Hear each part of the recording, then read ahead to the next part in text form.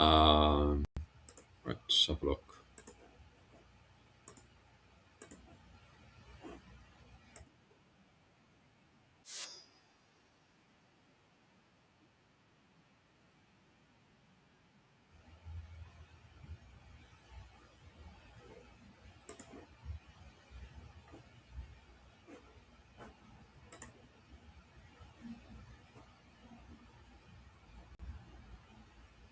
Testing, testing. 1, 2, 3. 1, 2, 3. Testing. Supposedly streaming.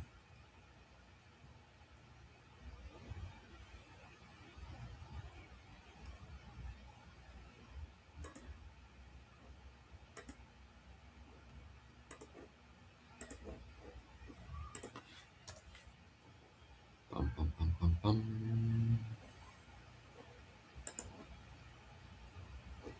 Oh, it is working.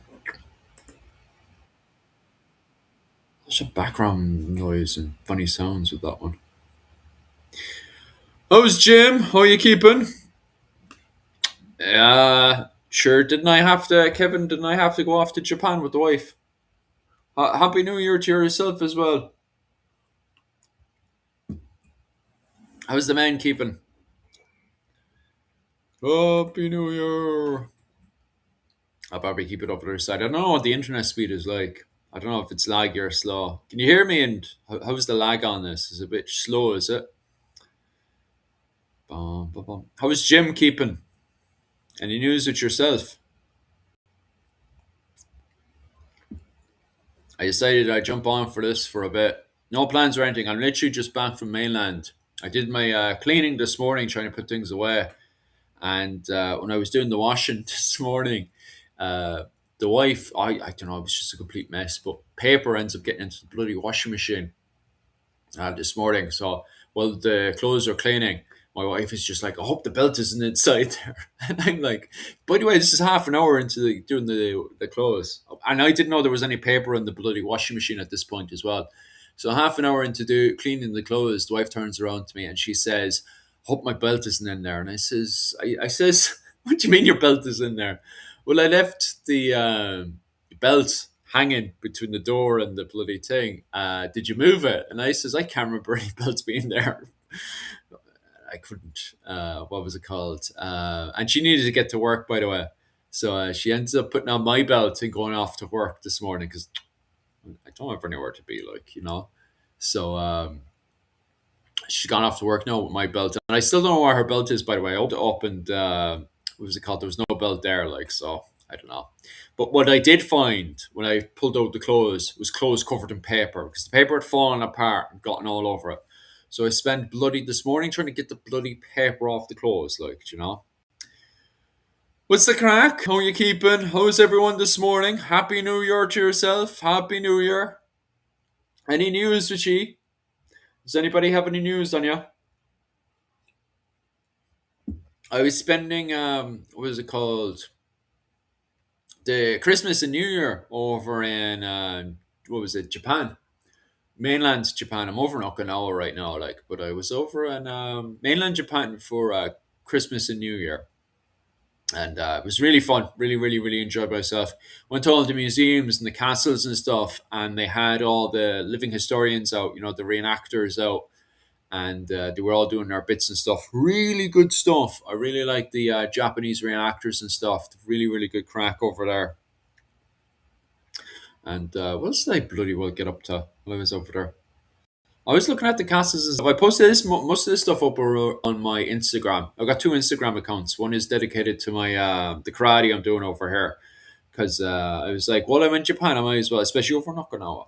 I was like, I might as well do karate as well. So I take photos of myself doing karate and stuff. So I post them up on my Instagram to do with karate, which is Irishman in Okinawa. And then I have an Irish medieval history channel as well. And I need to do a short for that as well. I'll probably just give out. I've been giving out lately about the Vikings again. Getting into proper fits about that one, especially with Icelandic historians, because they have this weird, and academics. I came across an academic as well who has this weird fetish as well, and that's to do with Iceland is all the women, all the Irish women, all the women from Iceland are all previously Irish slaves. So all the men are alpha males, and all the women in Iceland are Irish slaves. It seems to be this fetish that just seems to keep appearing and reappearing, that the Icelanders seem to post in there, which makes absolutely no sense, to be quite honest with you.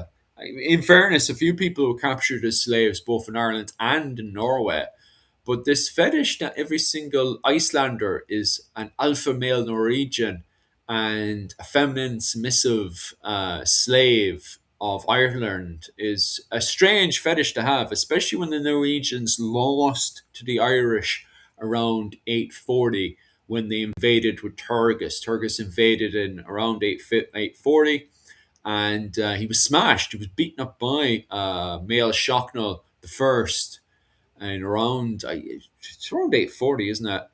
He got completely smashed. So the whole Viking invasion, I don't know why it's on repeat that we lost the Viking invasions and stuff when we didn't.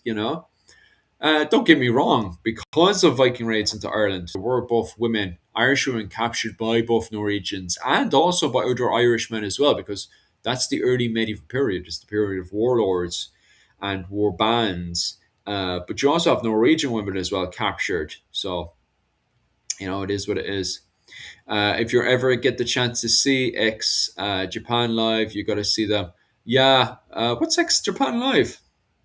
Are you speaking English or am I having a stroke? You're having a stroke. Definitely having a stroke, all right. Doo, doo, doo. Are you here? Did that get what you just said there? Did that get forwarded by YouTube? No, it didn't. You've reworded that one. Yeah, it's funny how it pops up in that one. Merry New Year. Ooh, what was it? I was supposed to say Merry Christmas. I can say that as well, can I? No, it's only a week gone, isn't it? Merry Christmas, Merry New Year. Because there's only one argument. I was listening to the lads who made the argument that all Irish women are slaves, and his only argument was that Olaf the White, sorry, not Olaf the White, Olaf the Peacock, his mother was a Irish princess. Sure, that's only one example, you know. And on top of that as well, there were Norwegian women who were captured and enslaved, and there were also Irishmen going around capturing and enslaving women as well. So everyone was doing it, you know. X Japan is amazing. Old heavy metal band. Oh, right, right, right, right. Yeah, I do like the old metal and the playing the guitar. It sounds very nice. I'll have to give him a no. Listen, all right, like Cruachan. I like Cruachan. Cruachan's quite nice. Like the fighting, an old Irish thing in the past around 1800s. I don't know. 1800s would be out my field of expertise. When it comes down to the medieval period, I haven't come across any cockfighting, do you know? So, they consider one of the premiers. Ah, yeah. Yeah. Japan, when it comes down to heavy metal, geez, they're always revolutionizing the game, do you know? I think speed metal has been around for a while, but once the Japanese got a hold of it, next level stuff, like, do you know? When it's down to music and really defining it as magnificent, the Japanese have always been good at that. But the Japanese are always good at that. Full stop. If you look at the tactics of the Holy Roman Empire in the late 15th century, 16th century, and going into the early 17th century, you look at those Holy Roman Empire tactics with the Lance Connect and the what was it called? Oh, the Gothic Knights. You look at those tactics, and then you see what's going on over in Japan with their spear and pike formations and their usage of cavalry, the samurai cavalry and stuff. Like, you can really see how they build up on that whole pike and shoot as well. Like, just because everyone was doing it doesn't make it right. Well, somebody did blatantly ask me there, and I couldn't really answer it on this, to be honest with you. Like, you know, yeah. Do you remember, Jim, when Jimmy was asking me that in the comment section just there? Can't really answer it there. I can't really answer it now. How now, Philip? Would there be many members of the SC? I don't know what the SCA is. I've heard of the SCA in America and stuff, so I wouldn't really have much to do with the SCA, to be honest with you. Maybe Rachel seems to know about all those certain groups and stuff. When it comes down to living history, we in Ireland. I mostly go to the Viking events and stuff. The living history to do with the Vikings, and then I got leaflets and stuff off the lads. I have it on here actually. I'll pull them up for you guys, and I have to pull it back in again. Right, because I got a. I don't know if it's going to be visible, but I got a rake of leaflets off them. So yeah, like you got loads. When it comes down to living history, like um, Japan has a rake of stuff. Like, do you know, most of these leaflets now are museums I went to and Buddhist temple. I went to a rake of Buddhist temples. I went to a Buddhist temple instead of going to church, Christian church on New Year's. I went to a Buddhist temple instead. Still did the Hail Marys. They were telling me to go pray, and I was like, praying what? Like, so I just did a Hail Mary, full of grace, and I thought the place would go up on fire. Mary is burning the paganism out of the place, but no, and it didn't. And so I did. I went up to the Buddhist temple for New Year. It was good crack. Really enjoyed myself. A lot of women up there. I tell you, if you're looking for a wife, Christianity may not be the religion. I'm afraid you may want to go to the Buddhist temple first, and then convert her over. Maybe that's the way to go. Because Christ was the Buddhist temple full of women. A lot of women for New Year's. I that one, like, you know. You guys are still asking me questions. One second. Oh yeah, go above and beyond. I've seen some crazy Japanese music. Japanese music is good. Did the Irish ever got in business with the Roman in the medieval ages? Yeah, there's loads and loads and loads of evidence for Irish and Roman connection. Of course, there's new archaeological sites that seem to highlight Hiberno Roman finds in Ireland. So the Romans never actually invaded. Actually, I have the book right in front of me. There's the book for you. So this is kind of the base foundation. A good book actually to start off with when it comes down to Ireland in the medieval world, AD 400 to 1000, right? But the starting off of that book covers a lot of the basics when it comes down to Irish Hiberno Roman finds. So originally, the fashion in Ireland, as you know yourself, is the kind of traditional, what we refer to as Celtic finds. That is Insular Latin in Ireland. So when you think of Ireland, most people think of Celtic Ireland, but that's actually just before the medieval period. When we go into the medieval period itself, because of the amount of trade that was happening going into Ireland, we enter into the Hiberno Roman fashion in Ireland. So it's Roman fashion and, weaponry and clothing and whatever comes over to Ireland through trading and also through raiding. So raiding and trading brings in a lot of goods. Plus, we're not quite sure. There seems to be Irish blacksmiths that seem to be continuously evolving their own goods. So Ireland does have blacksmiths. Like, there's always this thing that Ireland doesn't produce any weapons during these periods, that they're just taking it from raiding and trading. And I'm like, no, Ireland has very famous blacksmiths. Like, look at the Celtic period. Celtic period produces loads of finds in Ireland.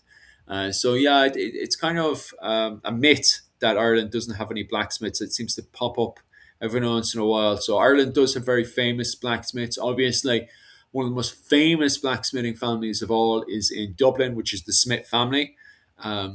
Michal from Clans and Dynasties. I did a live stream about him a few weeks ago, and he went into more details about more famous Smith families that were smithing during that period that live up in Ulster and stuff. So definitely go to Michal from Clans and Dynasties, and he'll definitely build up on that as well, for sure. And what else do I need to waffle on about? So you have the Roman connection between the Western Roman Empire into Ireland. Okay, so that's at the start around 400 AD, right? Then you have there's a split, as you know yourself, for the Eastern Roman Empire, and wow, there's a lot of finds there as well. Even when you have the collapse of the Roman Empire, you have a lot of movement from Constantinople, modern day Istanbul, over to Ireland as well, up around the Kerry area and stuff. And we know this because of the amount of effigy finds that are all over the island of Ireland. So all over Ireland, there's loads of effigy finds of crosses. And these crosses are found in the Byzantine Empire. So it definitely highlights there's a lot of trade happening going into Ireland. And obviously, then all the finds you can find archaeologically in Ireland going into from the late antiquity around 400 AD into 500 AD. So by the time we get into 500 AD, the Roman Empire in the West has collapsed, but Constantinople has become the main peak of trade going from Constantinople into Ireland, going into Ireland's golden age of saints and scholars. So you can imagine then that transition going from the Latin period of the classic Celtic world, Roman influences coming into Ireland that we refer to as Hiberno Roman finds in Ireland. And then finally, when we got up to about 500 AD, we have Ireland going into its golden age. So you can imagine the clothing and the changes, especially when you're at the peak of the saints and scholars in Ireland. You know, you're thinking, although St. Patrick is around 410, you know, that's the kind of changes in clothing and weapons and stuff happens around that period as we go into Ireland's golden age of saints and scholars. So definitely a very, very exciting period for sure. Like, oh, there's the boy himself. I was literally, as you know yourself, speak it and he shall appear. If I remember that right. Um, Whereas the two handsome guys, you know, Restream with man, I just got back from Japan and I was just bitching about you. To be honest with you, we were talking about the Smith families in Ireland. You can always jump in here if you want to. Me, I'm just randomly streaming. If you want to, I can slip you on the code and you can jump in for an old chat if you wanted to. But no, I'm just back from mainland Japan, cleaning up all my stuff. I got rakes and rakes and rakes of books, and I picked up. So I was going to um, loads of museums and castles, and I ended up picking up rakes of leaflets. I got a free medieval map of Nagoya. That was just hanging about. Got talking to living historians over there. Got ended up getting a load of other leaflets and stuff. Rakes and rakes and rakes of stuff. I got a free folders and everything, like, you know, rakes of stuff, man. Um, yeah, Jim wants to know who are the Smith families in Ireland. So that's what he was after. Were there LGBT people in the Roman Empire? I hope so. There was a lot of stuff going on with that kind of stuff back in the day, man. To be honest with you, like rolling around, because I got asked that as well. Sorry, I got asked that as well. Were ancient Celtic people in Ireland LGBT? And there's quotes, and when I say LGBT, you know, men rolling around with men. There's, I swear to God, now it's in the Celtic Heroic Age, these books around here. And in it, it talks about, it quite literally talks about two men rolling around that Julius Caesar talks about. You also have in the ancient world, it's very, very common to find adult men with trainees, you know, rolling around with them as well. You know, if you know what I mean, like, you know, both in the Celtic world and in the Greek and Spartan world as well. Like, so there's a lot of it going on, man. To be quite honest with you, why was it Irish? Why was it Irish are good at breeding animals like horses? Is it a thing in the past? Yeah, you're looking at the hobbler horses. Yeah, the Irish are very good with the hobbler horse. To be quite honest with you, I don't specialize in breeding horses. To be honest with you, so I couldn't really go into the details about that. But you really want to look up the hobbler horse in Ireland and the history there. We haven't really gotten into full details about that, to be honest with you. Like, oh Jesus, I better fly to Buddhist temple to see the women. Man, I couldn't. A lot of women in there. Well, in fairness, I'm in Japan, like, so. Ooh, packed. It was packed with Japanese women when I went in there. Do you know, I was there standing in the queue and looking around, and I was like, Jesus Christ, you wouldn't find that many in a Catholic church, you know? A lot of women, you know? Wild. I think I went into the wrong faith, to be honest with you. I'd read somewhere blacksmiths were held in high. Yeah, there you go, Jim, you know? That's the nail on the head there. And that's covered. I'm sure it's John. You're quoting from. Oh my God, the book is somewhere. I swear, Jim. I'm sorry about this. I actually have the quote and that book by John Kerry. It's John Kerry. The Heroic Age. You're talking about the Heroic Age, man, where he highlights the fact that the blacksmiths and people of trade were putting up as high status in society because that's how they survived. You're talking about a society that needs to survive, not like these days where people choose to treat builders like crap on the floor, you know?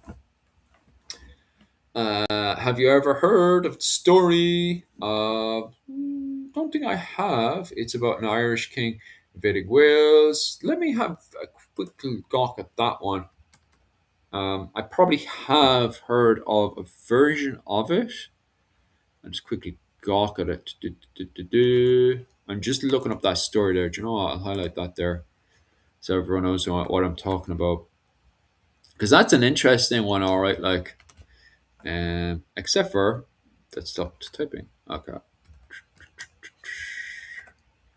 grab that there. Do another copy and paste. There we go.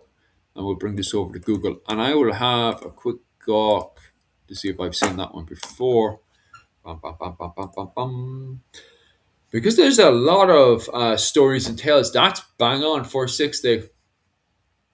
I don't know what's up with this. Hmm. Also known as the long hand. I'm just having a quick scan because this talks about it. Wikipedia talks about it quite funny, isn't it? Dun, dun, dun.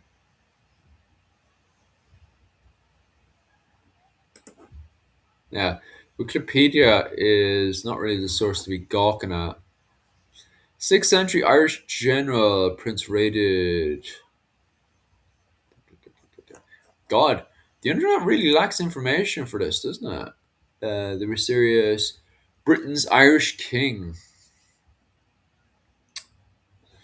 I wonder if I could find the source for that later on.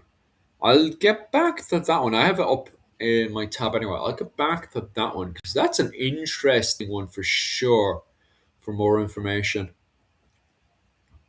What do you think about Ireland? Um,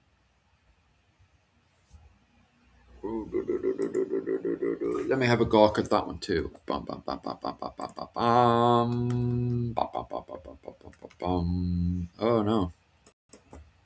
See, this is what happens when Mihal's not around. Mihal, why don't you jump into the chat, you lunatic? Send a code, I'll make coffee and get dressed. Yeah. 1 second, actually. I'll send it over to Mihal for sure. Give us a second there. I'll send Mihal the code there. Mihal copied. And I'll go over to his Facebook. Clans and Dynasties on Facebook. If you haven't already checked out Clans and Dynasties on Facebook, you should definitely do that. Because that's mostly where we piss about. Well, we did back in the day. I don't know what's going on lately. We haven't gone on Clans and Dynasties to piss around for ages, actually. There it is. There you go. Mihal, I sent it over to the light. What was it? The chat on the old Facey book. You've probably gone off to make coffee there, but you know, it is what it is. Somebody posted up nice little pictures because they're making an outfit. Right, Kevin is. I don't know if Kevin's in chat right now. What am I doing? What am I doing? I'm being wild. Right, I put codes all over the place now. Right. And what else do I need to do? Oh yeah.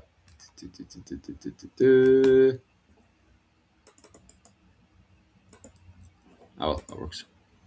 I'm opening up too many tabs now. All these tabs all over the place now.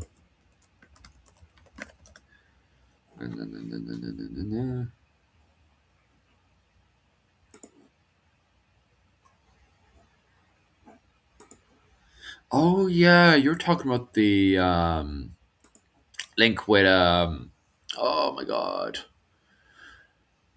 You're talking about the link with the north of Iberia. Bum, bum, bum. That one's fascinating. I was dating a girl from Argentina and also from another part just north of Portugal. And yeah, you can tell DNA wise that all rightfully belongs to the Irish, by the way. I find it absolutely interesting the connection between North Iberia and Ireland during that period and stuff. And that whole connection there going from Ireland to Brittany, even Cornwall, just slightly north of that, and then up around France and into the Iberian Peninsula. Of course, in this period that I mostly cover of the fifth century, you're really talking about the connection between oh my god, what are they called again? Oh, the Book of Invasions. That's the one. So you want to look into the Book of Invasions because, Jesus, that's an exciting book. Very interesting book for sure. And then when we go into, as of course, as that points out as well, the DNA between the Irish and people from Northern Iberia and what they refer to as Celtic Iberian identity is very, very fascinating for sure. You see the peak of it, from my understanding, during the Bronze Age. Bronze Age Iberian Celtic culture going from Northern Iberia to Ireland is absolutely fascinating for sure. Like, I keep getting asked as well to cover more Bronze Age stuff because of the fact of the domino effect that has going from the Bronze Age into the early medieval period, especially when looking at the Book of Invasions that's written in the early medieval period. You know, so definitely is fascinating nonetheless. Do you not think so, Kevin? That they're not really closely related to the Irish. Hmm.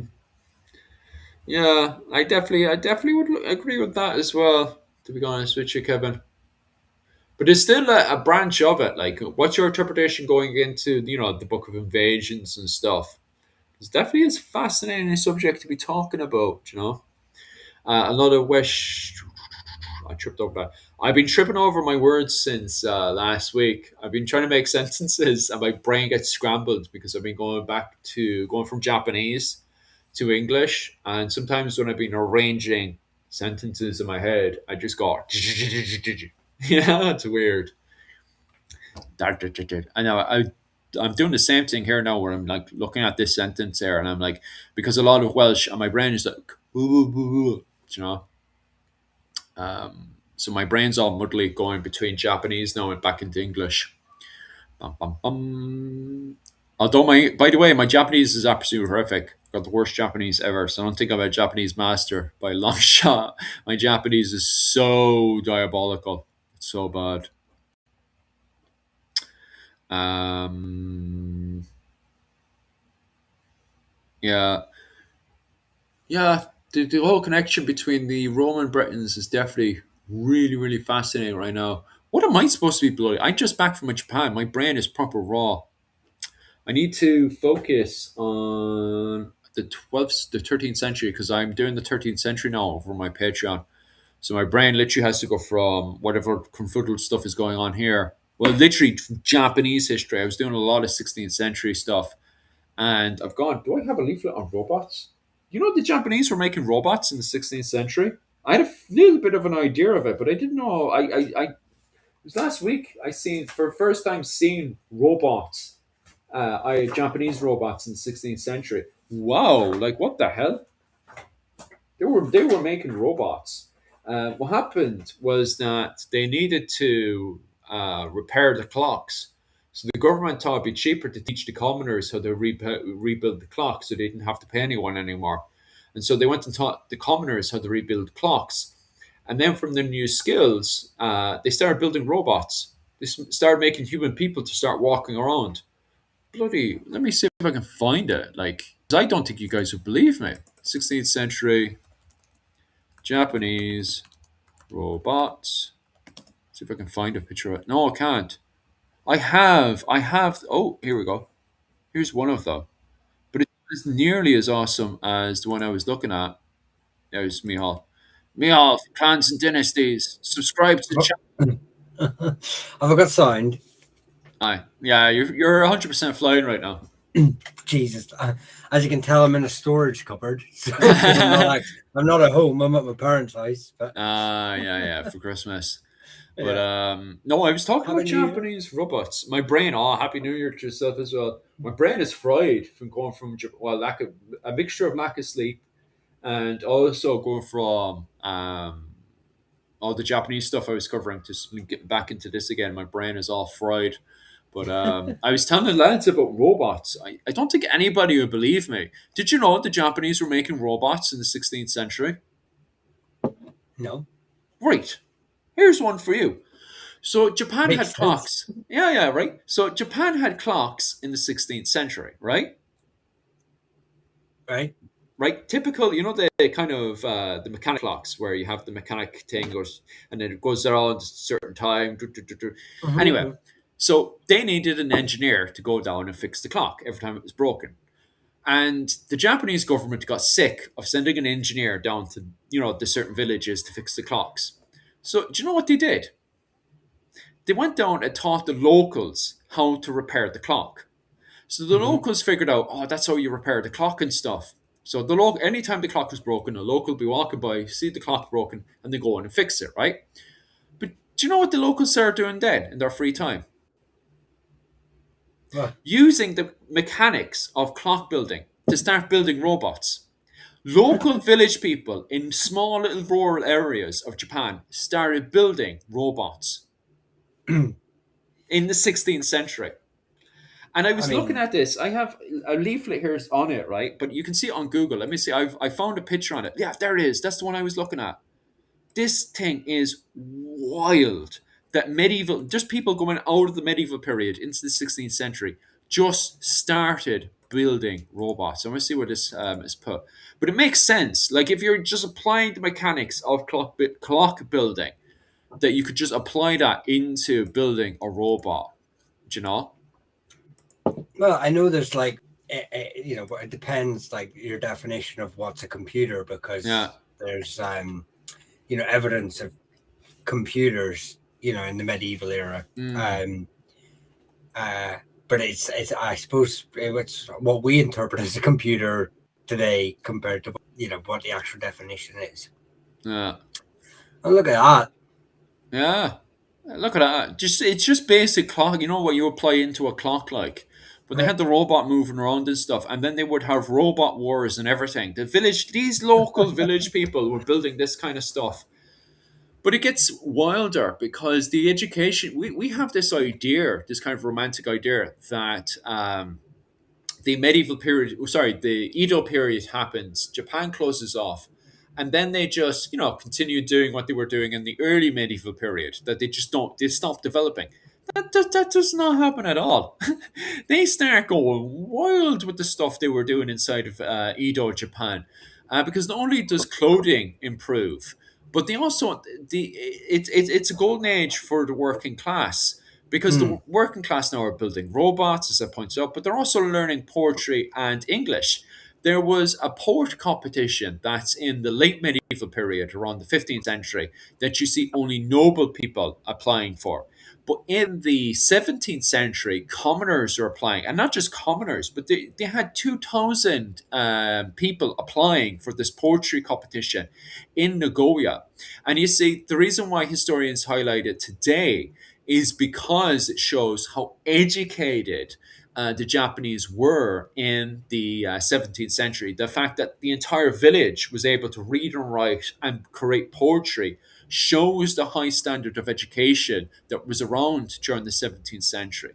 So, although openly admitted, the Japanese are not evolving war wise, as in they're not, updating their tactics war wise. They're not, building those same modern rifles war wise. Everything Yeah. else is still massively improving. Like it's shocking the level of evolution, which makes sense why when we go into the modern period of into the First World War and the Russia was the Russian Mm. Japanese war and stuff like that, why the Japanese are able to suddenly click and have a modern military is the fact that they know what's missing. They've been still working away by themselves, tipping away, and they know what's missing, and they know how to quickly apply it into their overall scope. Like so, yeah, it's very fascinating. That's not a click, a case of them just clicking from the early medieval period straight into a modern era. That there is actually still development going on inside of Japan itself. Which is absolutely fascinating. Happy New Year! Happy New Year! What are you working on, by the way, Mihal? Oh, I'm actually going to finally challenge the likes of Ian Adamson's view that the Brythonic groups have been in Ireland or Ulster Hmm. for thousands of years. So, yeah, I that's why my computer's here. I brought it here today, so you're actually Oh. lucky. So tomorrow I'll start recording, and then I'll be challenging the.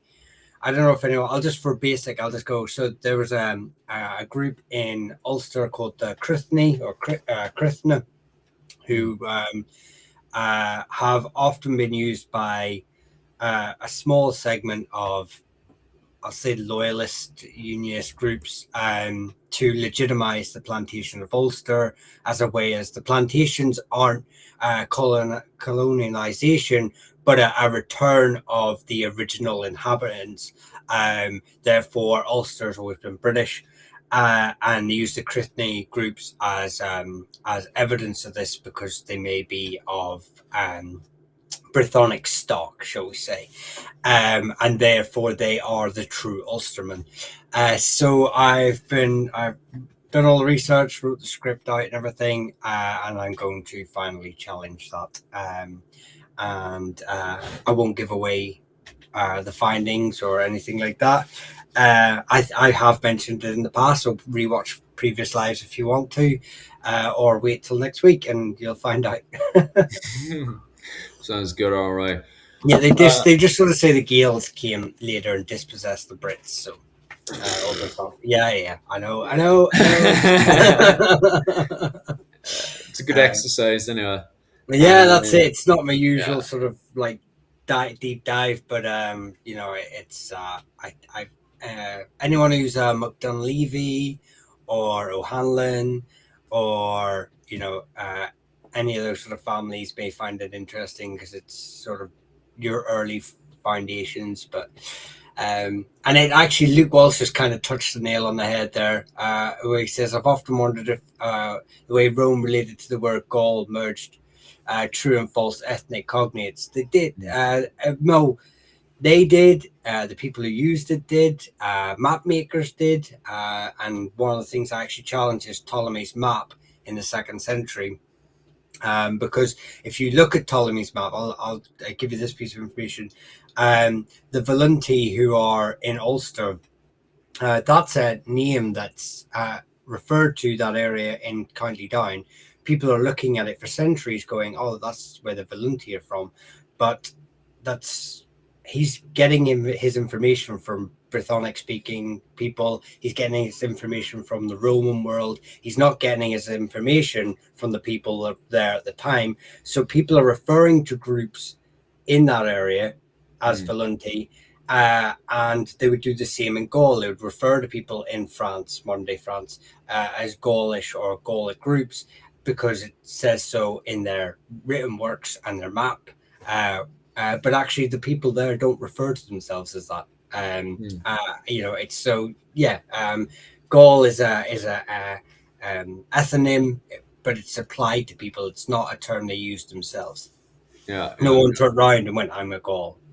yeah. Bit like no one turned around. I just finished watching Vikings, and I hadn't finished it, and I finally got around to it, and they were like, "I am a Viking." I was like, "Oh, Yeah.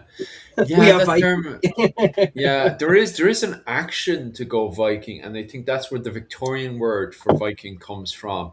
Because the modern day word for Viking, and I always have to correct people on this one as well, because people are like, "Oh yeah, you can go a Viking, but you're not a Viking. And I'm like, but if you apply the Victorian application as the umbrella term, which I'm applying it for here, depending on the conversation I'm having, it makes perfect sense. But as you point out there, applying a person of the early medieval period turning around and saying they're a Viking makes absolutely no sense. Yeah. They had no understanding of it. I don't know what they refer to them as themselves in Norway and in Iceland because it's outside of my field of expertise. But in Ireland, if you read the Finn cycle, they refer to themselves as the men of Luckland, and you can see the men of Luckland like in the Finn cycle. They, we are the men of Luckland, or the men of Luckland are doing A, B, and C, right? Mm. And then on top of that, then you kind of see that reappearance again and again of the men of Luckland, the men of Norway, running around the place doing all kinds of haphazard stuff, Um, just reading through this one. I haven't come across that one, Yes. to be honest with you. Yeah, no, no, they're adopted over time. There's the term Britanni, Mm, which is one of the words for the no the sorry. Let me say that again. Um, the early word for the Gaels may have been an exonym given by Britanni speakers mm, to mean like forest dweller or something of that kind. Basically, someone who is on the outskirts of civilization. mm, So think bandits or that sort of thing, um, and the eventually over time it became a self-identifying term. A lot of groups do this. It's not a rare case. A lot of groups do start to use when they see it when a term is being applied consistently over generations.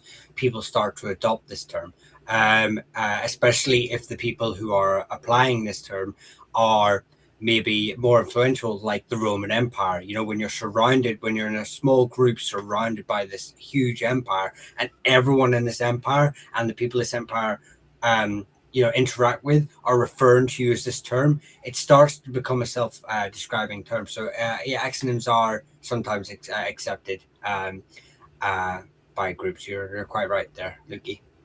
mm, mm, mm.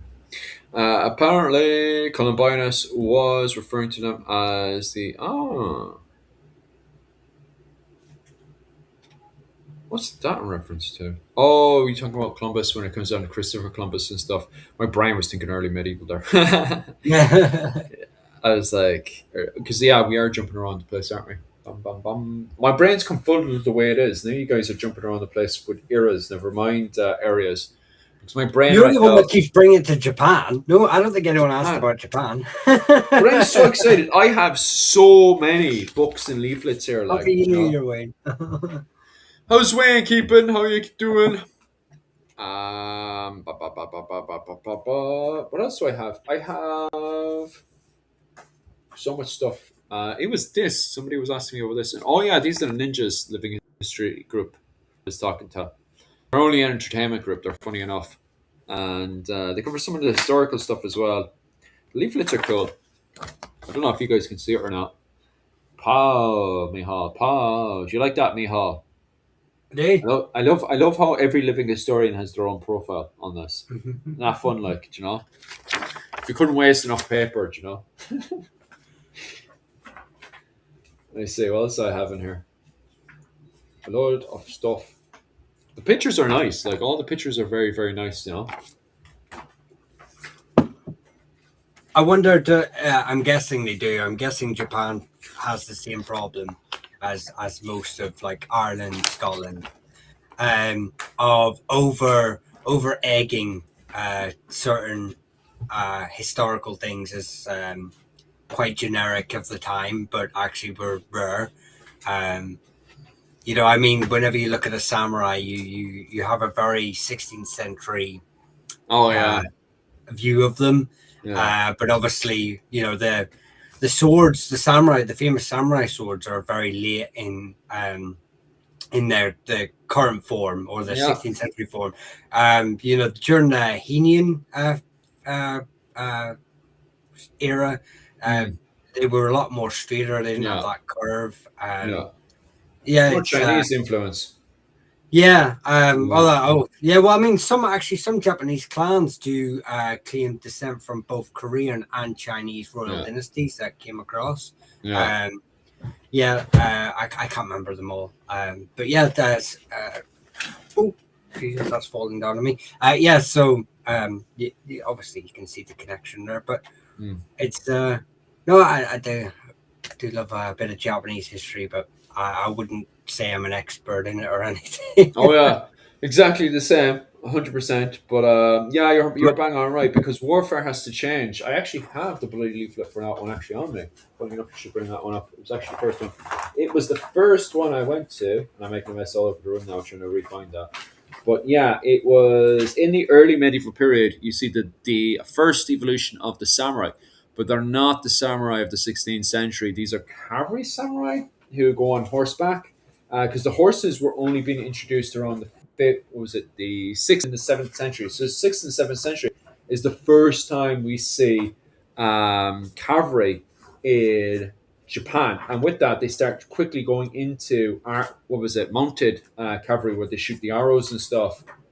I say mounted cavalry, like there's different types of mounted stuff, but cavalry. but they have mounted horsemen, and if I had a picture of it now, it'd be Mounted fascinating. archery, I think you're mounted archers. I think you're trying Yeah, to and say. they wreck up the battlefield because up to that point, they had just a very loose formation of spearmen on the battlefield. And this would actually give you one of the best examples. So that would be the first versions that you see in the early medieval period, right? I think that's much more later. That could be, that looks about early medieval period. I'm going to say that's early medieval period. I'm probably up for correction on that one, but they would have this version first, right, with the horses and Mm. stuff, and they would wreck up the lines just with horse. So horse archers end up dominating the battlefield in the early medieval period. But warfare isn't the key part of warfare yet. It wouldn't become a key part until around the 12th century.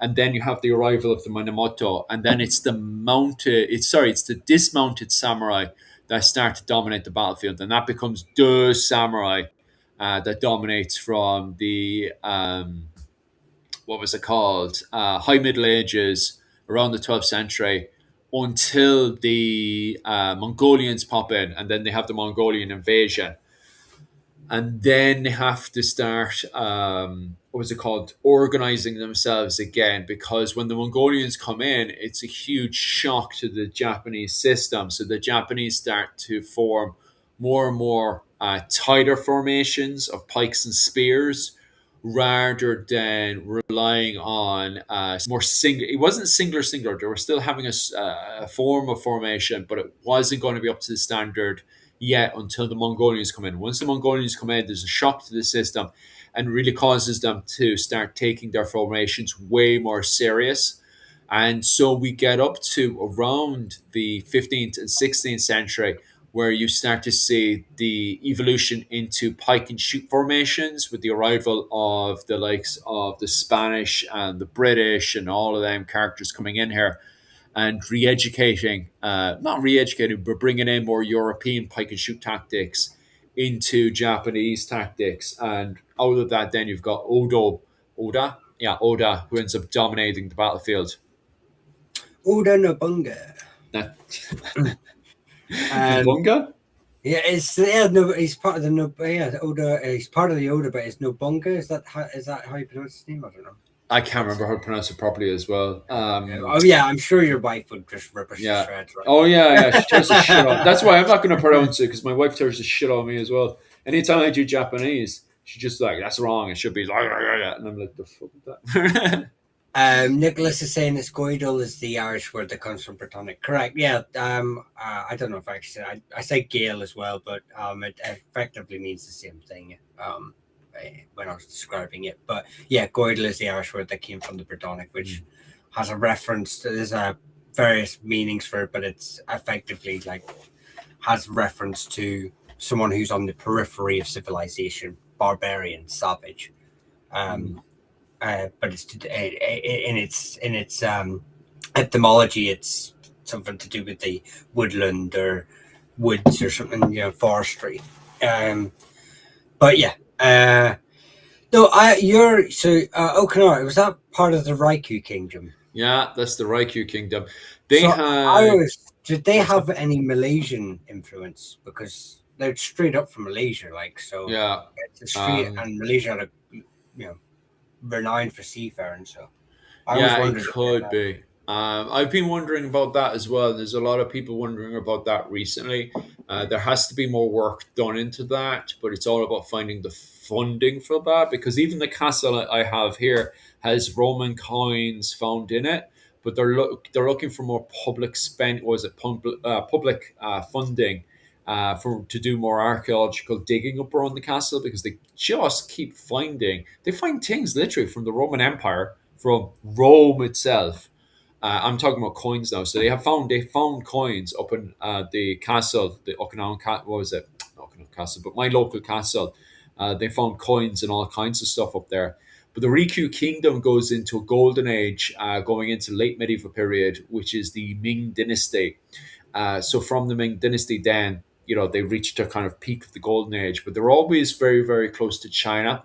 So the most of the trade was coming in from China into Okinawa. That's why we have gung fu and stuff coming into China. Sorry, Okinawa, and then creating karate and stuff and Kobudo.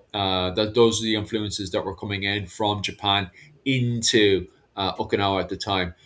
Rikyu Kingdom, as it was called back in the day. But on the other side, people are trying to research and see what the story is there because there's a few counter arguments that martial arts may have come from India to Thailand and then from Thailand down into Indonesia, Malaysia, and also then up into the Philippines and then up into Okinawa. And in my opinion, and it'd be great if DNA testing got more popular in Asia so I could find out what the story is. I would love to find out how much of a relation Okinawans have to the Philippines because the Okinawans than they do Japanese. Japanese are very pale skinned. Like these are pale, like a lot of them are. Like where you do have other ones that have more of a southern um, Asian influence coming in, but in Okinawa, it's very like they seem very much as you said there Malaysian, Philippines, and all that stuff. Hmm. So I definitely do think there's a massive influence in the Rikyu Kingdom from Malaysia, Indonesia, and the Philippines for sure. Like especially as you point out there as well, those trade empires that were kicking off, especially after the fall of the Mongolian Empire, like those kind of port empires of the Indonesians and the Malaysians just dominate this whole area here. So you wonder, although they never took over Okinawa, you wonder what the connection is between Okinawa and those what was it called, um, Indonesian and Malaysian empires and stuff, the trade empires that they had going, especially at the fact that there's DNA and solid evidence of them going as far as the island just off of South Africa. What's it called again?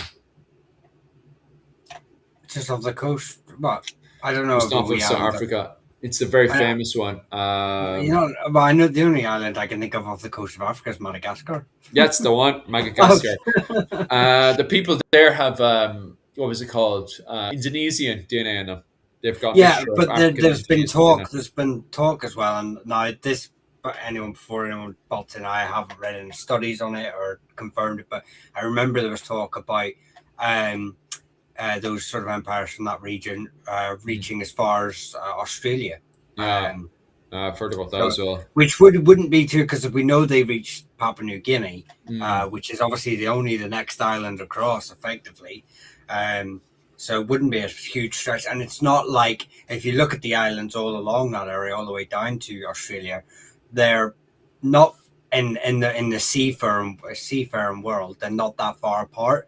You know, mm, you could easily pep apart the whole way down. So it wouldn't be. I wouldn't be surprised. I'm not going to confirm or deny whether, but I wouldn't be surprised if they suddenly turned around and went there was a trading port in mm. Queensland or something. That's the only place I know in Australia. I couldn't tell if it's on the other side. Wayne, you can maybe correct me. Wayne will come in there with a proper historical fact for a good bit. I'm going to give me a second there. I'm going to grab some honey there for my throat. because my throat always gets bloody sore, and I've been racking up the last bloody week or so.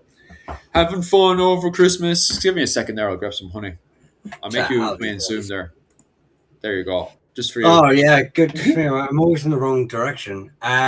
Luke is after reading a book called "Most Dangerous Book," Tactica Stramania from the Roman Empire. It's a good example of ethnic cognates expanding. Excuse me, true or false? I've never read the book. The last book I read was on anything to do with the Roman Empire was Tom Holland's Rubicon. Um, that would be the last sort of thing I read on the Roman Empire. After I read that, even though it's probably one of my favorite books of all time, I started being more focused towards Irish history. So, but I'll definitely remember it. And if I do ever decide to pick back up again on Roman history, and I would start, Roman sites and finds in Ireland were not accepted by the museum, as everyone knows, as it didn't fit the museum narrative. Did they finally record massive Roman site between Athlone and Roscommon? Actually, I don't know if it was a case of Roman sites didn't fit the museum narrative. There definitely was a narrative towards a lot of periods in Irish history and our interpretation of them. Towards the Celts, there was a heavy lean towards Celts and stuff like that. T.F. O'Reilly's theory of the Celtic migration into Ireland obviously does not stand up to modern archaeological and DNA evidence. There was no massive Iron Age migration into Ireland, and we know that now. So you can see how academics from the 90s and now we're coming into the 2020s, or we're well established in the 2020s. There's a lot more acceptance of it. I don't think there's, in fact, I'm fairly confident to say that most of what you interpret as like history being withheld from people, it does not exist in today, in this day and age, with the amount of easy access you have to everything.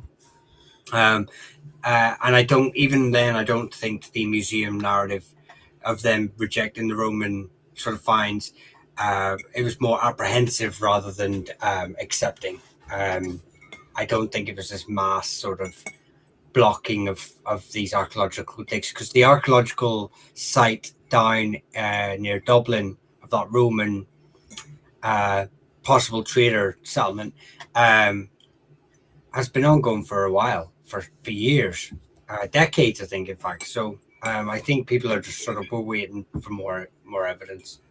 What's that? Oh, someone's saying Roman sites and finds in Ireland were not accepted by the museum, as everyone knows, as it didn't fit the museum narrative. They finally record massive Roman site between Athlone and Roscommon. I was just saying that it's not a recent thing. Most, it was back in the day when Irish history was pushing the Celtic narrative. T.F. O'Reilly's sort of ideological views of Iron Age invasion, Celtic Iron Age invasion, but like I say, it's from the 90s. It's not a modern blocking. So I know that they've been doing this. In fact, it was in the paper only 2 years ago that they were doing still more digging on that site. So it's well accepted now. Most academics, in fact, I would say near enough all academics in Ireland accept Ireland was well within the sphere of influence of Rome, and I'm part of the Roman political world or trading world or whatever world you want to see. It wasn't this little. In fact, Philip and I have been spending the last 3 or 4 years pushing against the narrative that Ireland was this little island in the middle of the Atlantic, devoid of any contact with the outside world. That we're constantly pushing that Ireland was very much involved in whatever was happening in mainland Britain and Europe. Ireland was there too, just as involved as everyone else. Yeah. And that's not something, we're not new to this, and we're not the first ones to push this, and we're definitely not on the fringes of historical opinion on it. It's something that's being pushed by a lot of historians. If anything, modern historians at the minute in the last sort of 10 years, 15 years, well, I can only quote in the last 10 because it's only when I've been interested in it, have really been pushing against a lot of these views. So they're spending more time just trying to correct people's opinions formed on narratives built from the 18th, 19th, and 20th centuries. So Yeah. It's a funny one because of the fact that most of the politics happening in Ireland at the time is very kind of insular. It's very kind of inwards into itself. Like even when you're reading about what's happening between the various kings fighting, well, not fighting, but running the island of Ireland at the time, it is very insular politics at the time. And it's also very funny as well because when you take individual kings and stuff and you start to read into them, it's like reading something out of the elves. Like they all talk about like they're elvish people or something. Do you know? Have you ever sat down and read about the kings during the late antiquity? Well, the first High Kings of Yeah, like Ireland. the king Oh, cycles and yeah, stuff. yeah, yeah, Yeah, yeah, yeah. yeah. Like it's reading. It's like something reading out of elvish books and stuff. It's mad. Like no wonder people are turning around and being very kind of dismissive about the whole lot of it. And J.R.R. Tolkien's getting done for cultural appropriation of Irish history. yeah, that's what it feels like because it talks about when it talks about the men of Luckland. The men of Luckland come in like they're dwarves coming in with their what was it, axes and their armor and their flying ships and all kinds of mad stuff to do battle against Gale and stuff, and they beat back the men of Luckland and stuff, and then there's a great triumph and stuff, and it's written very much like what's it called, the Lord of the Rings and stuff, and then when the Romans come in, the visitors and stuff come to see them and stuff. Once again, it's written very much like the elvish people have come to see us humans and stuff. Do you know what I mean? Like they're all just funny, but at the same time, you kind of understand their perspective. When they look at the world from a very magical world and stuff, they're very innocent. So when the Romans do come and see them, or the men of Luckland, the Norwegians come to invade them and stuff, you can kind of understand why they have a very magical view of all this because they have an innocent view of the world. They don't quite understand the bigger picture of what's happening around with them. Even if there is trade and all kinds of stuff going on, when they're going out to raid the Roman Empire and stuff and do battle against them, they're doing battle against these magical elvish beasts and stuff. That's the way that they kind of view the world in a way, like. Well, that's how I Yeah, view their, when I read literature from like the likes of the King's cycle and stuff. yeah. Every Tom, Dick, and Harry with a machine knows the museum wouldn't take Roman course. Yeah, again, it's not recent. It's Mm, I like say in the last sort of 10, 15 years since I've been involved in I'm reading about Irish history. It's not been a narrative. Like say 80s and 90s, definitely, definitely. mm, But and I can't go for the early 2000s, but it's not a recent thought. It's not. And I don't know whether you're just sort of doing like what I do when someone goes, "Oh, it's 2026," and you're like, "What?" Where did the last 26 years go?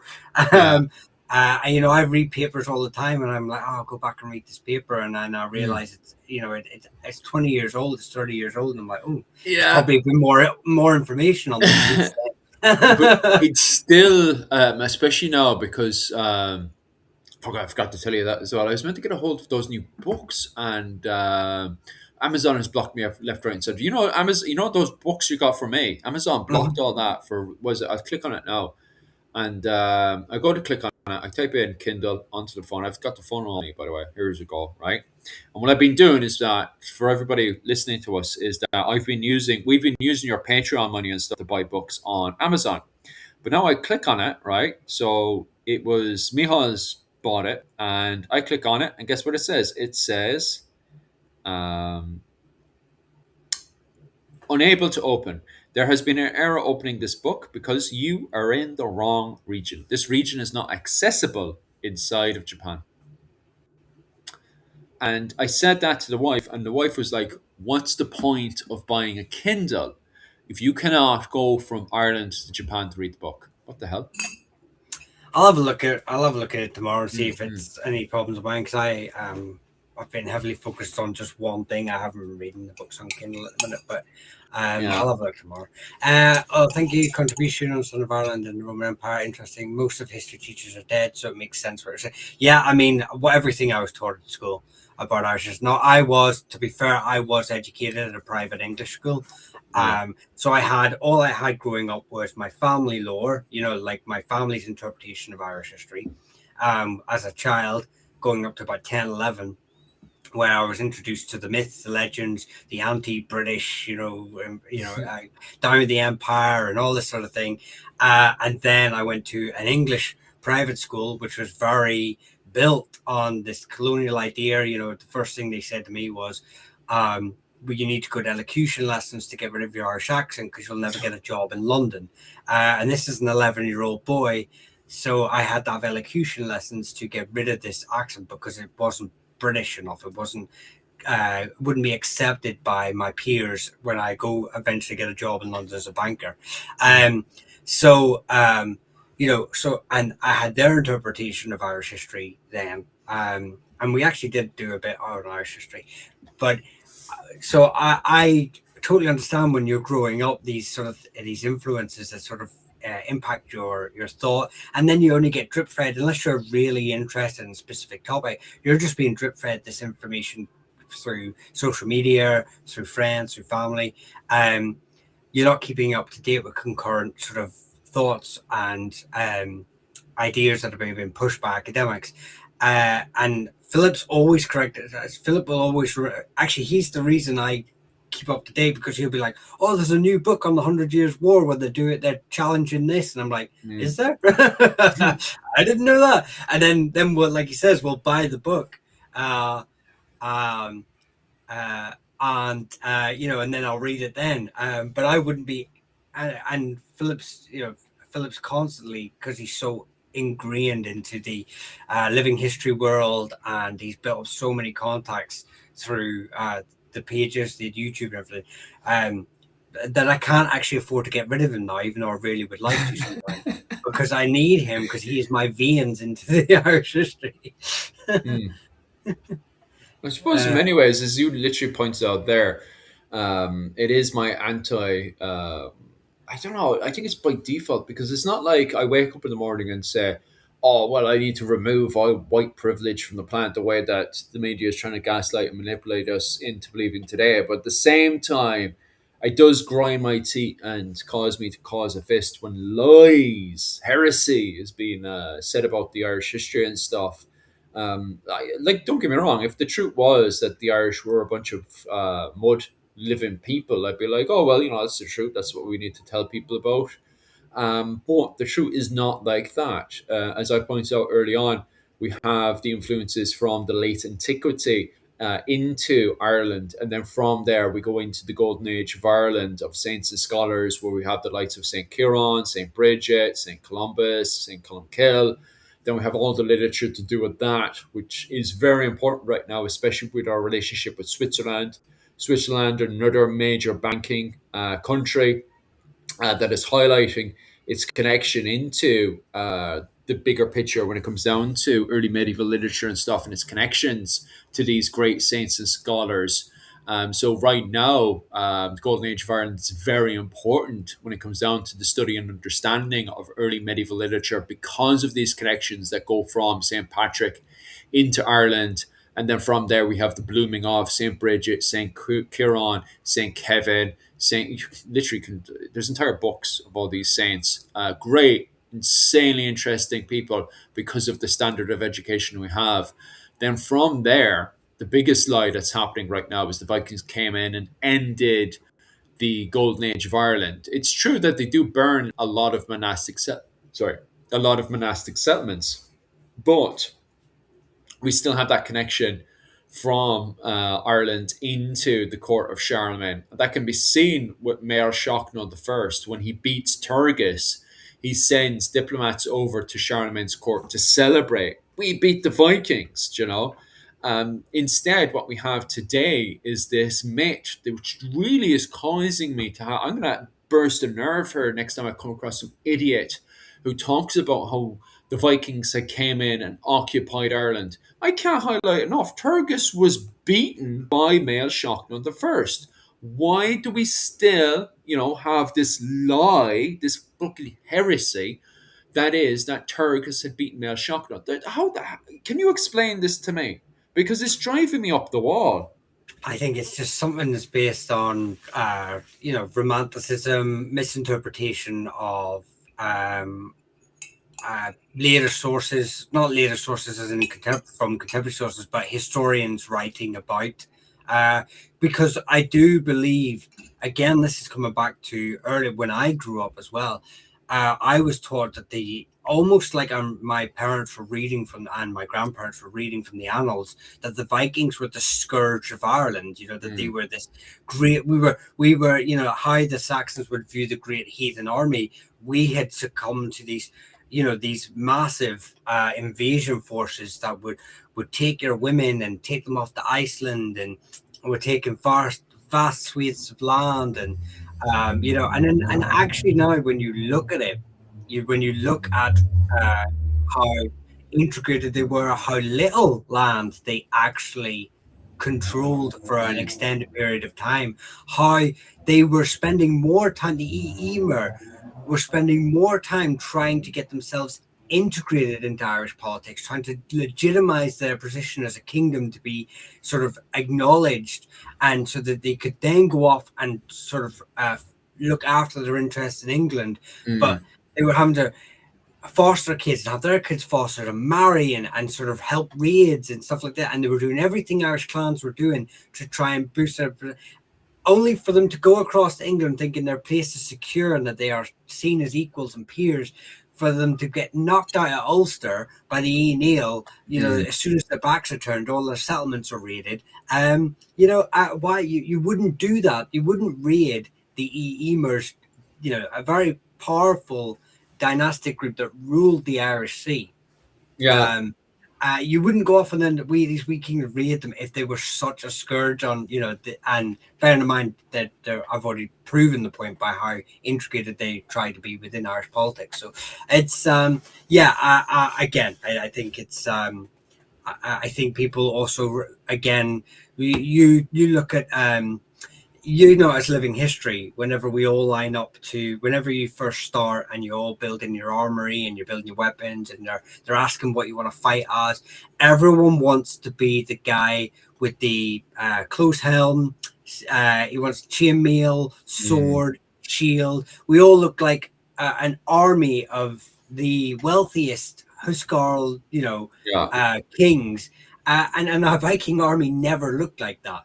Mm. And it also didn't look like what you see on Viking TV series with their leather and their eyeliner, and their furs. But when you actually look, there's a serious amount of romanticism, but then that gets portrayed onto people, and then people take that as verbatim and sort of going, "This is how the Vikings were, all heavily armored," you know, uh, or running around with leather and feathers. Mm. And I think it just perpetuates. But and people, again, here's another problem: people build identities around that, and Mm. a lot of people will not argue against, when they've built their identity around something. Will not argue. It's very hard to argue against someone's identity or something they built their identity around. So telling people that Vikings weren't actually great warriors, and don't get me wrong, that's they were great warriors within Viking society, but as a whole, the Vikings weren't this unique, amazing army. As a whole, a lot of them were farmers who just went raiding. They Mm. lost more fights than they won, like in Yeah. Ireland anyway. So yeah, um, the Round Towers do suggest the Vikings did put up an invasive, strong fight against us all the same. See, the Round Towers aren't, a lot of researchers. We don't actually. There's a debate about these Round Towers, but Owen O'Neill sort of brought it up the other Mm. last live, that the towers were probably to do with a bell, because the original translation of the tower, the Irish, is something to do with a bell, and it's unlikely those towers were actually for. Um, the myth is that all the priests would, would climb up and just and pull the ladder up behind them, and the Vikings would be like, "Oh no, I can't get up there," like they weren't able to build ladders or or do anything else. So um, yeah, there's a again, so it's these little myths, and I'm not saying that's a myth because you might. They become, what was it, part of the monastic. So you have to understand first and foremost, what was it called? Monastic settlements were only the center points to society. Most Irish people lived in, what was it called? Irish ring forts at the time. Now, what was it called? Did they go in and destroy? Were tower, was it the building of tower? Sorry, round towers in response to Viking raids? No, because the majority of Viking raids were already done by then. Mayor Shocknell the first had already beaten the early Viking raids. What was it? Round towers were built 100 years after the initial Viking raids happened. Are we still living in the Viking age? Yeah, we are still living in the Viking age, but if they were a response, would they not have built them in 850? They didn't build them in 850. They built them in around 920 when the Vikings are fully, not just fully established into Ireland, but now protecting monastic settlements. The Fingal, for example, has a round tower, and that's under the protection of the Vikings. The Vikings, the Irish Vikings in Dublin, the men of Dublin, protect Fingal. So that's a very good example of why they're not a response. Also, on top of that as well, we do actually have examples of monks actually going into round towers to protect themselves, as would be a natural cause. You know, if you're attacked, you would naturally go into the tower, and they do. The thing is, if you've built them to protect yourself from Vikings, the Vikings have very quickly copped on what you can do to these round towers during this attack, and that is burn the bottom of it. So they literally burn the bottom of it to burn the monks out. What happens while they burn the bottom of it is the tower collapses. So not only is it useless to protect the people inside because you can burn the bottom of it and cook the people out, but because the base foundation of the tower is so weak, it causes it to collapse. Okay, so and this isn't out sheer ignorance. Its job just wasn't to protect people because at the time they are building fortifications with bases on them to protect them from sieges and attacks. So the Irish are building ring forts and cashel, the early word for castle. So they are building stone ring fortifications at the time to protect themselves from Vikings. If that was the case, why didn't they just build a stone fortification, which they do build, by the way? Any stone fortification, if you take Clonmacnoise, for example, or other monastic sites, are building actual fortifications at the time. Now, the thing is, you could put that argument in place because those round towers are right next to the monastic settlement. But the thing is that we have found bells, and when we get these early medieval bells, and we go to the very top of these towers and we ring them, we find that these bells, we can hear these bells ringing from miles and miles and miles away. So it's actually now believed that these round towers that are built from 920 onwards were actually built as a calling to church. So it's now time to go for church rather than a defense against Viking raids. Uh, Yeah, like I say, that view again is something a view I held, because that's what I've been taught. It's campfire speaker. Don't feel like we're sort of like going at you and like everything you're saying is wrong. A lot of what you're actually saying is our views held by a lot of Irish people. They're kind of outdated, but they were held views by everyone else that were taught to us. So don't feel like we're just getting on to you about that.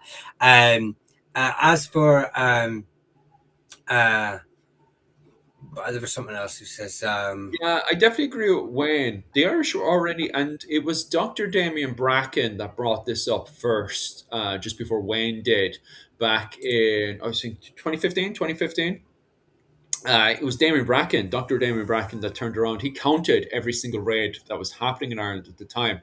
And even before that, the King of Ireland, the High King of Ireland, Phil McCrivcon, was already at war with the likes of the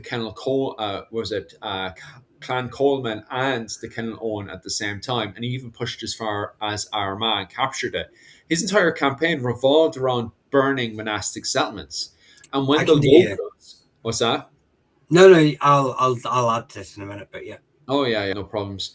But as he's burning all those monastic settlements, what was it called? And eventually does become king in what was it, Armagh.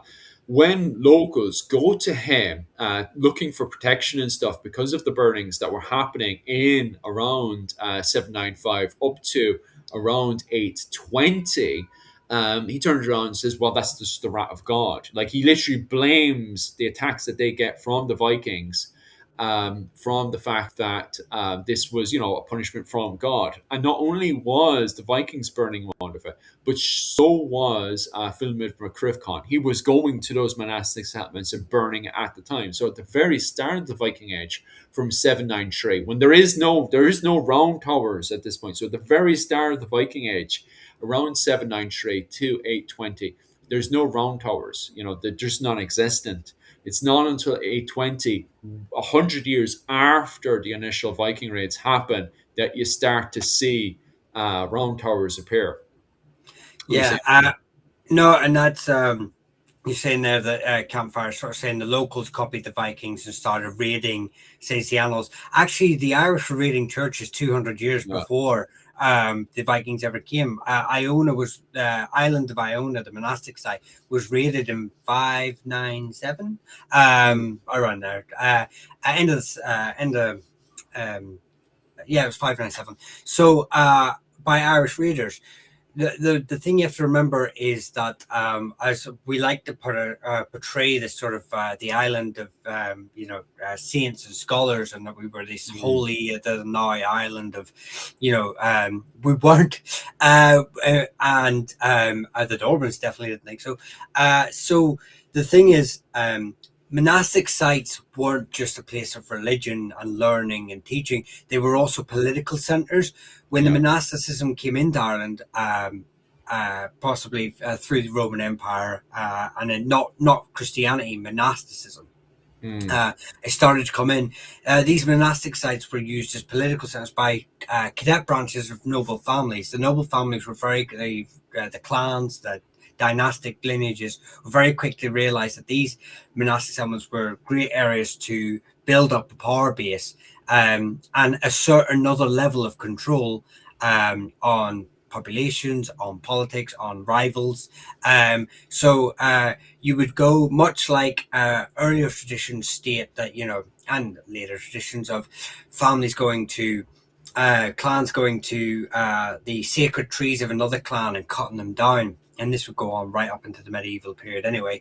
And that would strike a like a blow to the religious sort of foundations of this clan. The monastic sites were very similar. You've got this site that's linked to a specific noble family. It's got one of the cadet branches ruling it. They're administering it. They're whispering in bishops' ears. They're doing all this sort of thing.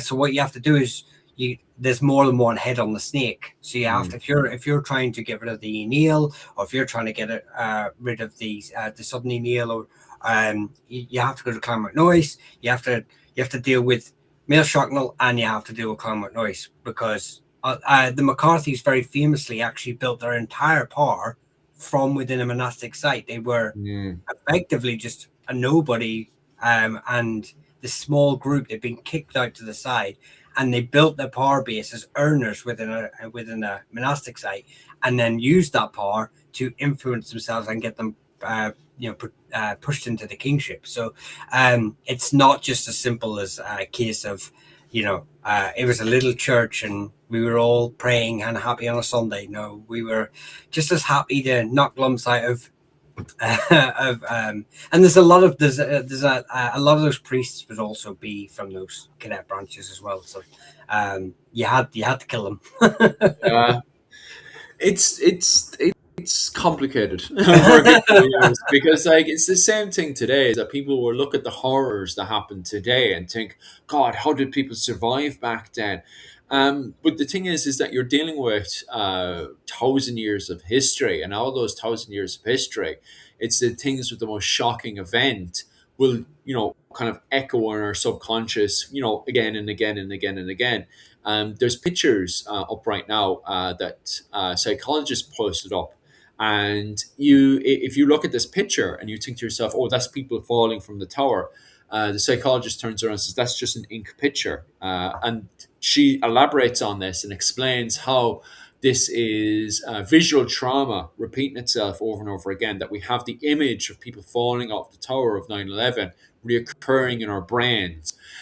It's the trauma that echoes from the medieval period into modern day. So we think it's a period of never-ending war. When sometimes it may have, a lot of the time actually it would have been people just living and getting by and stuff. And then every once in a while, you have that heroic, horrible thing that happens. Someone comes in or raids, murders the father, takes the daughter away, and that it's that stuff that echoes in our subconscious for years and years and years and years, completely ignoring the fact that you had neighbors close by that would have heard about this event, but they themselves would have lived an entire life very, very peaceful.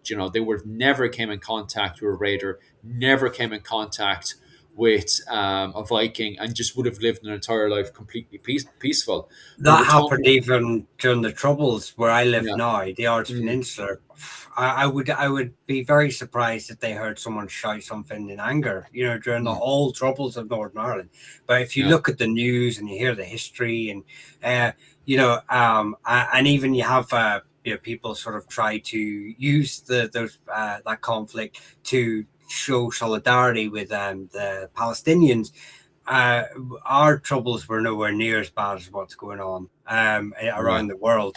When you look comparatively, and there mm, were large tracts of people, as we said, never saw a sausage roll fired in anger. yeah. And that's the same, like you said. The Ireland was both connected to Europe and the wider world, and also large parts of it were not connected to its next door neighbor. They were just little villages in the peripheries of society doing their own thing. You're Let 100% me right. see, because what's his name? Campfire's just asking for that source there. It's Claire Downham. I don't know if I have the hard book on me now. Give us a second there. I'll actually just send you Claire Downham's work there, because she has the whole book, but she's writing a new book now on Ireland's economic golden age because of the fact that Flanshina, I remember. Oh yeah, no. So Flan Shinna and Damien, what was it? Donegal Dunn made a lot of money during the Viking Age. So the Viking Age is actually for, especially the likes of Clan Coleman, was actually an economic golden age. It wasn't a Viking occupation at all, especially if you're a member of Clan Coleman during that period. Let me get that book. From my understanding, Clown Downham is doing more research into that kind of stuff right now. Yeah, I'll just save her book here and actually show you. Yeah, desktop. And then I'll shove it here. So if you're reading up on a lot of this stuff that doesn't really show a Viking occupation of 200 years, it's actually more of an economic golden age than a Viking occupation of 200 years.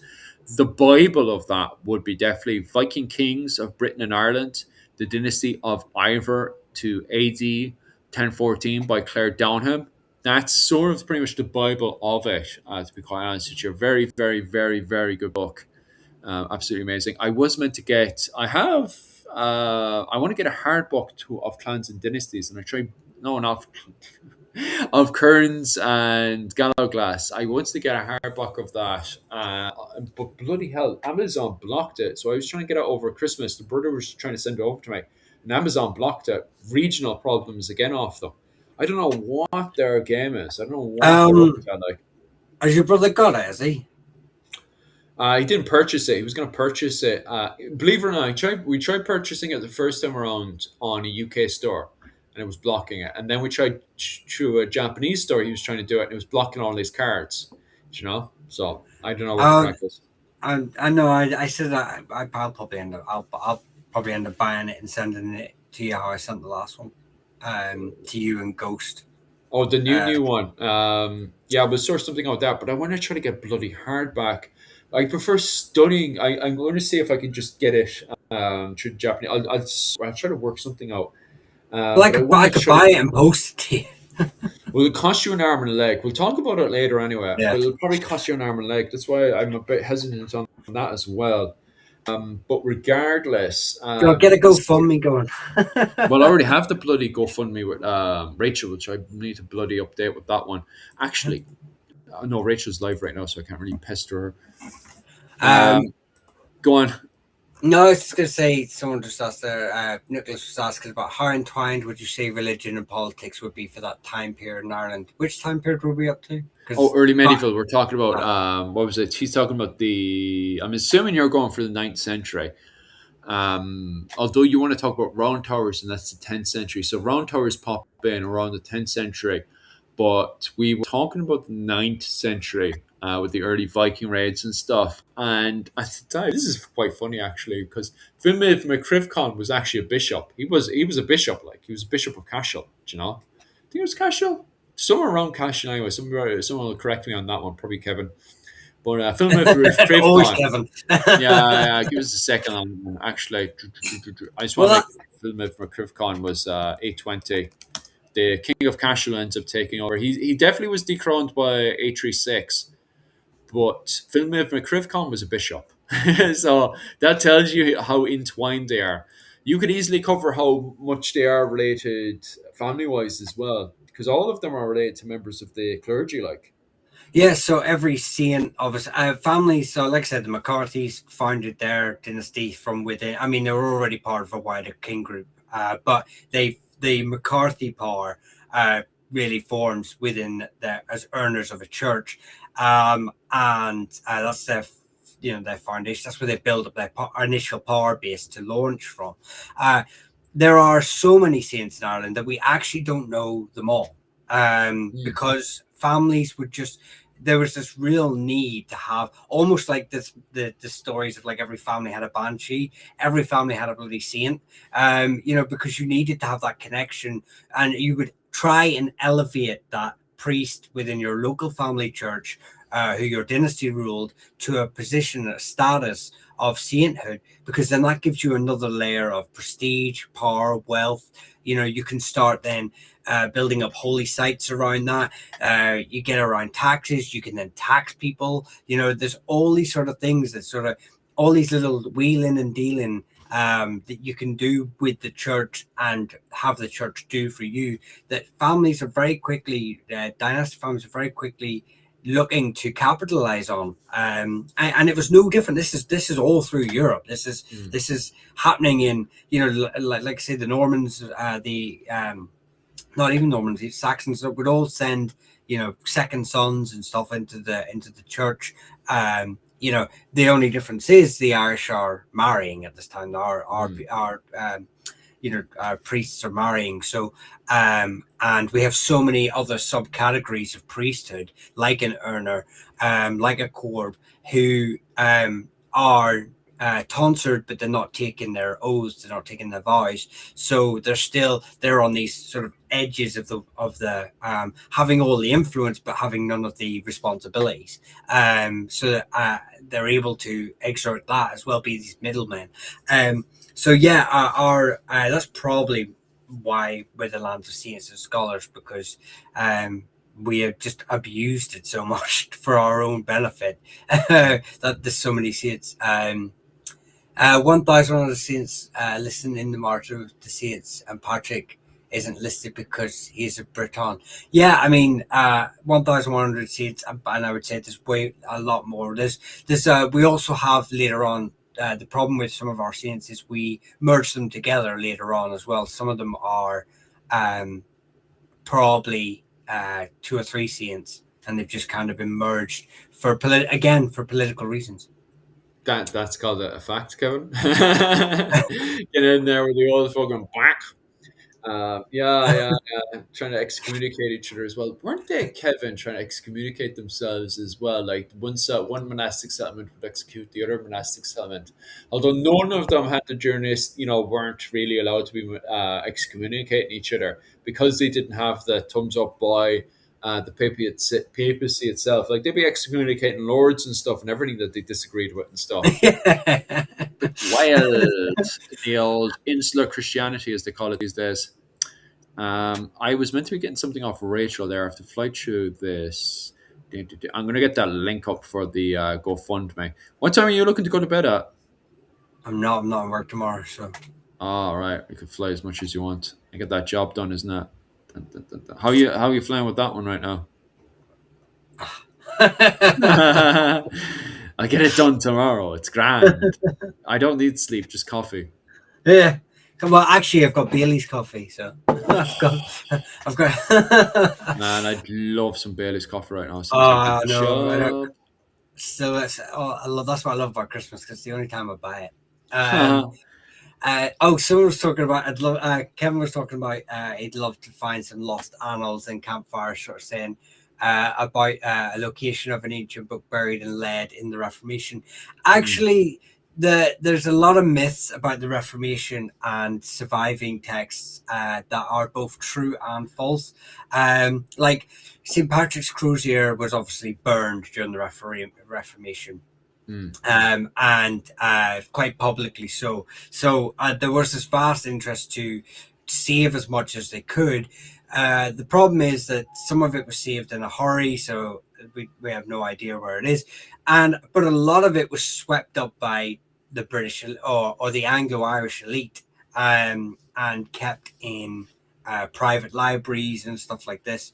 Um, as just as much as was destroyed, there is a lot surviving, but when the most of it you'll find is not like I would be inclined to say what you find these lead books in a wall or this buried chalice in a field, although we have plenty of finds like that. I would say are going to be a lot rarer than actually you finding it just in St. Lawrence's second house in the countryside that's got a 300-year-old library, or to private collectors around the world who've probably got the black market, is probably filled with Irish relics. mm, mm. So yeah, we've probably got a lot of stuff out there that we may never see, even though it survives in perfect condition, and we'll just never get our hands on it. I Uh, know, right? Two books I want to try to. I wish archaeologists would find was the Annals of Dublin and also the Brian Bruce saga. We're missing the Annals of Dublin or the Dublin saga, and we're missing the Brian Bruce saga as well, which is hinted upon a good few times, especially in Nal's saga. It kind of just. I think it very much hints upon both the Dublin saga and on the Brian Bruce saga, and the problem is as well is that a lot of these books as well assume that you've already read it, and it's like I'll expand on this thing you already know, and it'll start talking. And historians and academics are like, "What are you talking about?" You know, and they're reading all this information and stuff. So it's really annoying that we're missing the Brian Bruce saga, especially if you're Berkeley, by the way, and you're missing the Dublin saga as well, with all that information, which could really change our perspective of those two war. That battle, the Battle of Clontarf, like, and his entire ways as well, like.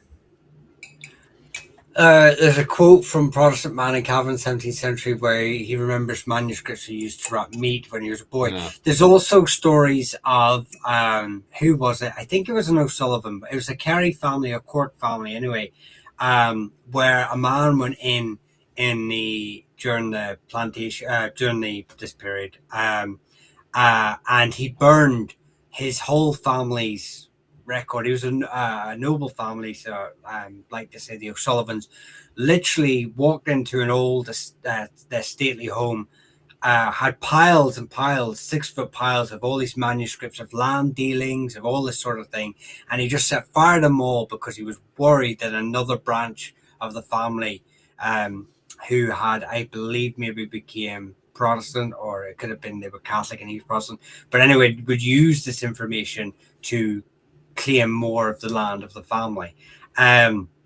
So it's not a rare case. Like I say, a lot of the stuff will be the majority of the stuff will be destroyed. With the stuff I'm talking about, those wee bits that survive will be a fraction of what actually existed.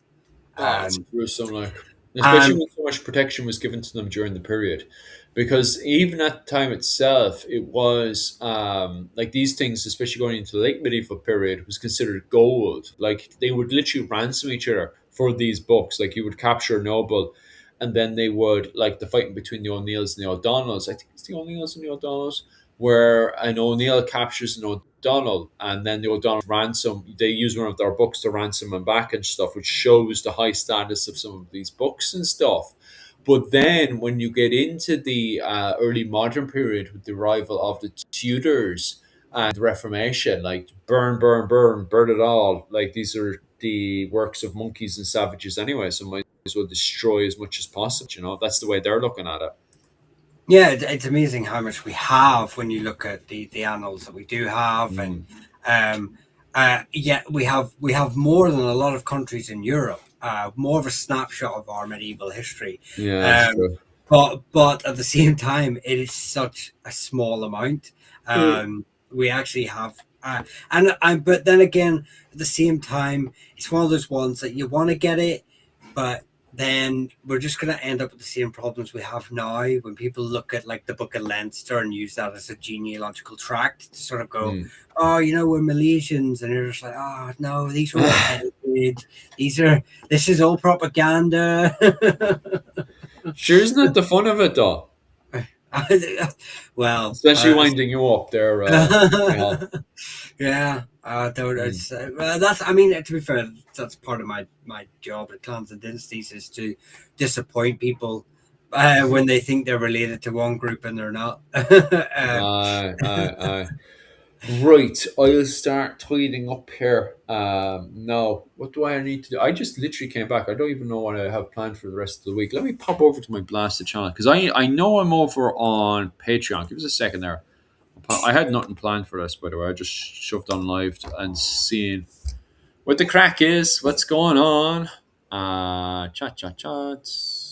People are sending me money over on Patreon. That's always good. I like money, by the way, guys. If you want to support the channel, definitely head on over to my Patreon. I'm going to check now. One sec, because people have been sending me money while I've been away, which is better than my GoFundMe. No one's been funding the GoFundMe, which is not good for Rachel because I thought there'd be more GoFundMe in there because I'll talk to Rachel about that now. But let me see. So people have been sending me money on Patreon. So thank you so much for everybody that's been sending me money over on Patreon. That means so much to myself. And let me pop over. Actually, no, I've updated that. I have to pop over to my Discord. Discord, if I can type it in. And Mihal, what are you working on this uh, week? Or how now can we I just fund your channel? um, I'm just working on the bit of Ulster history. Um, Hmm. Arguing about who are the true Ulstermen, and Uh, that will be out at the what day are we on today? I don't know. Where we in Ireland we are what year? It's only Monday. Monday. It's Yeah, Sunday for you that'll now. be yeah. I'm finally going to do a long form video. It's 2026, so it's been a while. So I that'll be out probably at the end of the week. Hmm. Um, and like I say, it's about who are the true Ulstermen. So uh, and then if you want to support the channel, um, find me the winning lottery numbers. No, just watch the videos, like the videos, share the videos, and think about becoming a member. As for, I know some of my members are here too, so I haven't had a look at when we will be doing our members only live. Need to speak to Philip about when we will start bringing back our normal lives with Hmm. Owen, and then I will tailor it around them. So once uh, Philip gets um, his finger out and rounds me and Owen up like sheep, we Geez, will. thanks, Dave. Thank you so much for that. That definitely for myself is worth a whole lot, to be honest with you, man. I hope you all have a good new year. This question is of left field, but would either of you be willing to lead your voices for an anime? Yeah, sure, buddy. As in No what? As in problems. like as in where you want us to talk in it, or is he just wanting? advice, like knowledge. Mm. Yeah. What? Sorry, before putting in there, seeing the old But I'll money do getting both. flown around the place, and I kicked you over. Go on anyway. No, no, no. That's it. Just watch the videos. Think about becoming a member. Mm. Where we do our members one life. So, hang on. The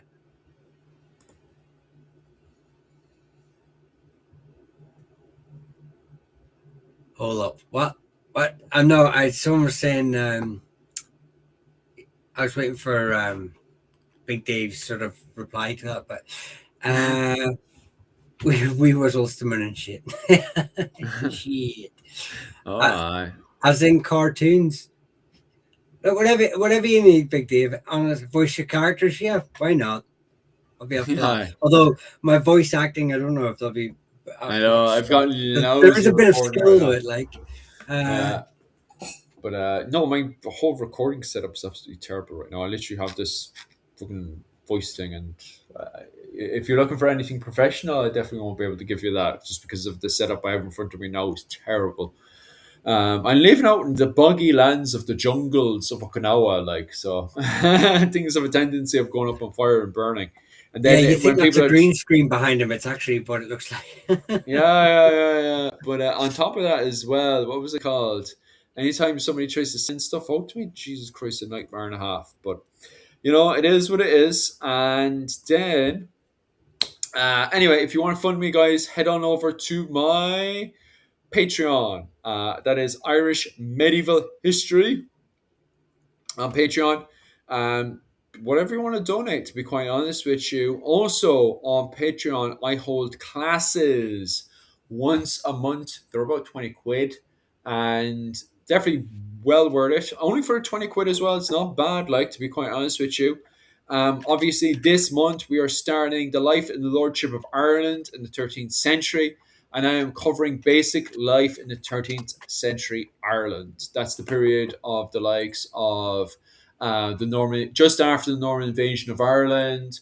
We're covering the Tamad Wars, the Brian O'Neill's Revolt, the Norwegian Scottish War, and finally the Scottish, what was it, the Scottish War of Independence, Braveheart, that type of stuff. So, if you're interested in any of that type of stuff, definitely head on over to my Patreon at Irish Medieval History and check that out. It's absolutely brilliant, to be honest with you. um, Dave, I've just sent there my email address. Mm. Uh, it should come through. Just let me just make sure if it's come through. Email there, and then I can sort out with Philip and stuff like that. We can do Mm. just once we get the communication line open, we can help Yeah, you out. we can do it now. But yeah, well, I'm not streaming on my channel, so as soon as you end, I'll be gone. So Yeah. I need to get up and do research for my Patreon. This what was it called? Sunday, yeah, Sunday night for you guys. So it's Sunday night for you guys. So if you're interested in that type of stuff, only 20 quid a month, not bad.